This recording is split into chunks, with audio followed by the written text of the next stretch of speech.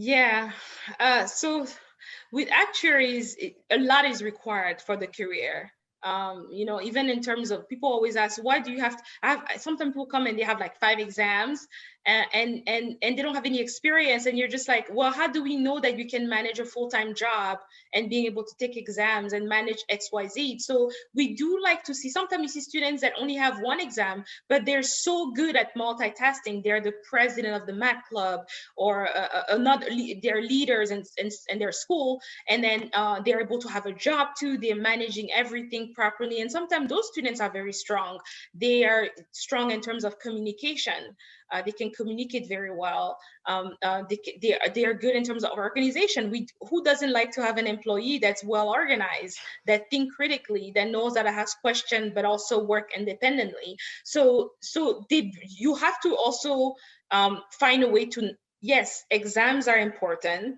If you can, like I say, you don't have to wait till you're junior.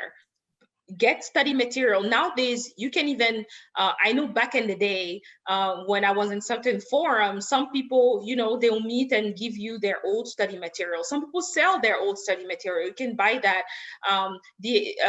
So if your school offers the class, you can just take the book. You can ask your professor. Sometimes the library has those books, and study ahead of time. There is different way you can have material. Study, practice exams are online. The SOE produce one, so you can start ahead to try to get at least an exam before you graduate.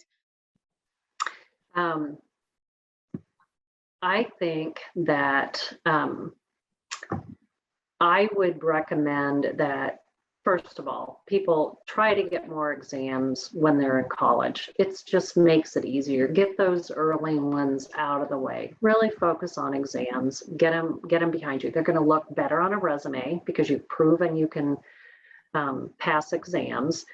When I hired people, if they had exams, I knew they were smart enough to do it.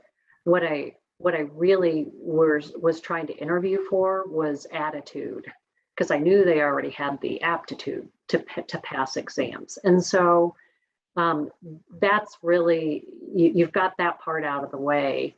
Now you've just got to, really show an employer that you want this job and you're going to work hard, and you're willing to learn.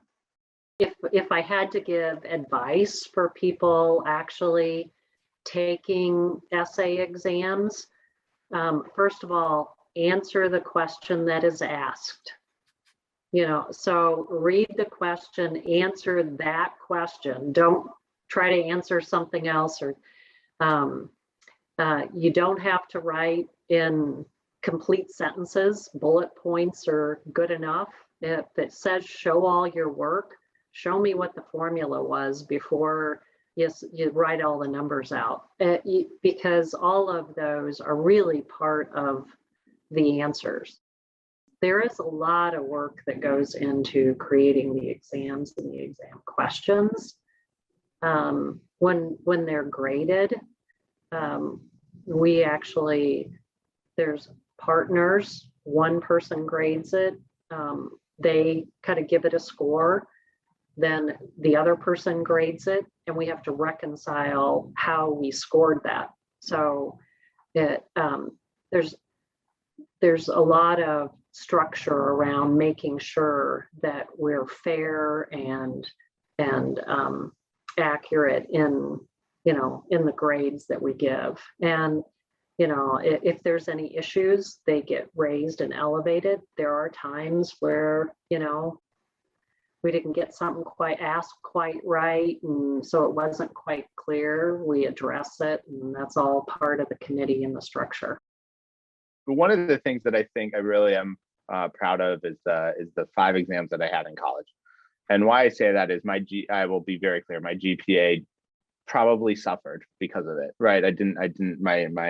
My grades were not all A's. We'll just lay that out there. But I put more of an emphasis on exams because I thought to myself, that's going to carry me further in my career, which I think like A, B, B, whatever the grade is compared to exams. I generally do still agree with that logic. That being said, you do have to make sure you pass all your classes. So, you know, there's that caveat to it all. But certainly what I'll say is that putting that emphasis on exams was helpful for me. Yeah, let me see. If things I thought I did what I would do again was I felt like I did balance the studying for the classes as well as the exams. If I looked at probably my classmates, there was probably a few people that had me a few more exams than me, but I did pass some in college. But I had some that probably passed a few more exams than me, and then some that didn't pass hardly any exams or no exams. And it is important to balance that and get some exams done, or at least get a few done, because that just allows you to get a good role, you know, get hired. That a lot of times companies want an exam to hire somebody. So you do need to take the time to pass some exams while you're also doing well in school. They're both, actuary is a different profession than in college. You actually need to balance both and try to do both well.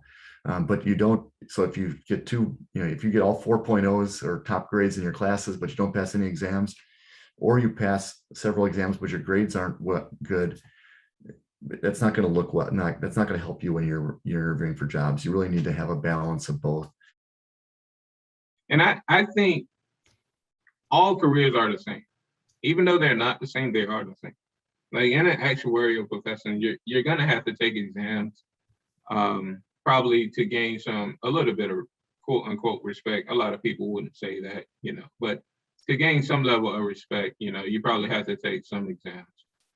If you're going to be an actuarial, if you're going to be in the insurance industry, you don't have to take the exam. But if you're going to take the actuarial track, you're probably going to have to take exams.